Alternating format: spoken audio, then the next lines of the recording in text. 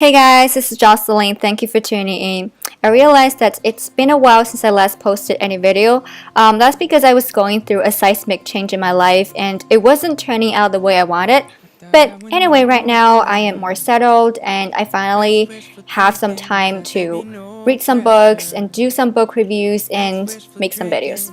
So, today I'm going to talk about this book called The Blind Assassin by Margaret Atwood. I finished reading this book several weeks ago, and I think I have a deep connection with this book, not just because I really like the writer of this book, but also because I think this book accompanied me through some of my worst and saddest days and nights, so I'm going to reserve a really special place in my heart for this book. Anyway, let's just direct our focus back to the novel. So the book takes the form of an autobiography of its most prominent character called Iris Chase Griffin. So Chase was her maiden name and Griffin was her last name, her family name after she was married.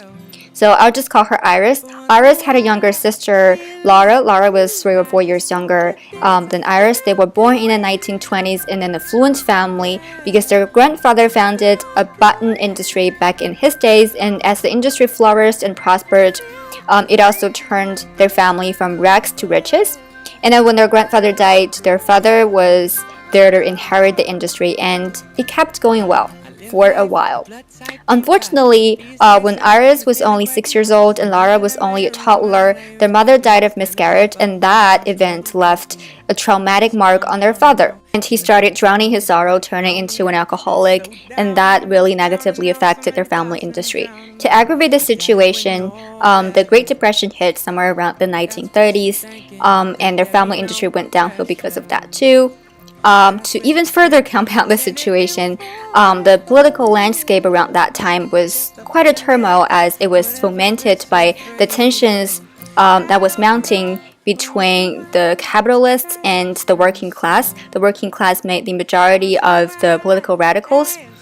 So Iris's father himself was a capitalist because he was the owner of a great industry, but at the same time he was also a sympathetic advocate for the working class who made the majority of the political radicals. So he was kind of caught in a difficult spot, and that negatively affected their family industry too. The threefold factors that kept dragging down their family industry. And then when Iris turned into her teenager years, she and Laura met this hopelessly artistic young guy named Alex Thomas. However, she was penniless, she was a political radical, she was pursued by a lot of authority figures for his political aberration. He was a suspected felon. Laura still took a shine on him, and she, under her insistence, she and Iris took care of him and secretly gave him shelter in their attic until the storm was over. Alex left. It was also around that time when Iris found out that Alex was actually secretly in love with her instead of Laura. Anyway, shortly after that, Iris decided to be engaged with this really wealthy industrialist whose name was Richard. Iris actually didn't love Richard. She didn't want to marry Richard, but she felt like she had to. She had to bite the bullet because she wanted to salvage her family and her family industry. Because her family industry was running out of money and Richard made money, she felt like by doing so, she was actually saving her family. She was saving her father and her sister and everyone involved. Unfortunately, Richard's treachery is beyond measure. It was beyond Iris's expectation. Instead of funding Iris's family industry to get it back on its feet, he actually conducted a malicious acquisition, and it completely wiped out Iris's family industry. And because of that, he kind of indirectly destroyed their father, and their father committed a suicide. Afterwards, since Laura was still a teenager, she needs to be taken into custody by someone else. Richard took Laura under his wing. However, not a day went by that Laura didn't hate him to the core because she felt like, well, you indirectly caused my father's death, and you also corrupted my used-to-be pristine sister. So she hated Richard, and she played hooky. She was resistant to all sorts of discipline. At some point, I almost felt like Richard probably would think that there was some mental issue going on in Laura's head. In Iris's eyes, Richard was really antagonized by Laura, even though sometimes when Richard looked at Laura, Iris felt like he looked at her in a way that he felt like she was more of a mystery to him than a nuisance to him. Anyway, so the acrimony between Laura and her sister-in-law and even her sister kind of lasted like forever until the day when Iris was pregnant. And then Laura disappeared. And then Richard told Iris that he sent Laura to a mental institution to take care of her, to help her, to heal her, to give her therapy. But actually, Laura was somewhere else going through some unimaginable ordeal, and Iris didn't know at that time that Richard actually lied to her and cheated on her. So now Laura was kind of completely off the map from Iris's life, and for Iris, she was burnt with anguish for living in a divided life from her sister and for always being kept in the dark by her perfidious husband. So she eventually decided to break free from her husband.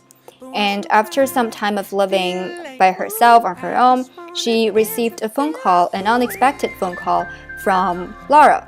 Laura was already somewhere around 21, 22 years old then. And that phone call led to a conversation between the two sisters, and that conversation completely kind of turned Iris's life topsy-turvy again, because after that conversation, she found out a lot of things. She got to see a lot of things that she didn't know before. For example, why would Richard lie about Laura's whereabouts? Where had Laura actually been? I mean, yeah, Laura had been intransigent, but wouldn't it be an overkill for Richard to completely exile her from his home and cut off the link between the two sisters? And was there something fishy going on between Richard and Laura? Was there anything like more to it than meets the eye in terms of the relationship between Richard and Laura? And what about Alex? How was he involved in all of this? And who was the real identity of Iris's daughter and stuff like that? So a lot of fundamental issues in Iris's life, in Laura's life, and Richard's life, and Alex's life started to unravel in front of her. In the spirit of non-spoiler, I shouldn't go into too many details and divulge the answers to these questions, and you can only figure them out through reading. But just for now, it suffices to know that the author Margaret Atwood created this whole universe in a way that when you read it, you feel like you're deciphering codes or putting together pieces of a puzzle. She kind of sewn up all the fragments and bits and pieces of different characters' lives together into a coherent whole. By weaving together three different types of narratives. First, the main character Iris's own private memory. Second, some newspaper clips surrounding the vicissitude of Iris's own family and Richard's family. And third, a seemingly unconnected story of a star-crossed couple. The author took on different hats and assumed different voices. For example, Iris's voice was personal and desultory and melancholy and wistful. The newspaper articles' voices were linguistically lavish, politically tainted, and at the same time indifferent to humanity. And in terms of the seemingly unconnected story between the star-crossed lovers, it was sinister but at the same time stimulating in some way. So it was such a fascinating reading journal for me to be able to switch between different perspectives and different voices represented in different writing styles and stuff like that. And in terms of the plot design, it wasn't until I finally finished the whole book was I able to figure out what exactly happened between the four characters of Richard and Laura and Alex and Iris. So, the fates of the four characters are inextricably intertwined, and their connections constitute a labyrinthine web of twisted hate and love among them, and it in some way causes their lifelong afflictions. Almost all of them, each one of them fell for the wrong person and loved the wrong person, and their misplaced love ensnared their lives into a bunch of standstills where neither looking back or moving forward would be a pleasant option. However, had Iris known in advance the direful consequences of her decisions regarding who to love and who to marry, would she still make the same decisions and the same moves? She might not. However, she would rather not to be able to figure out where her life would lead to ahead of the time. Like herself said in the novel, if you could know where your life is gonna look like next in advance. You'd never eat, you never drink, you never get out of bed in the morning, you never even dare to love anyone ever again. So, the above is my review of the book The Blind Assassin. If you like it, give me a thumbs up and I'll see you next time.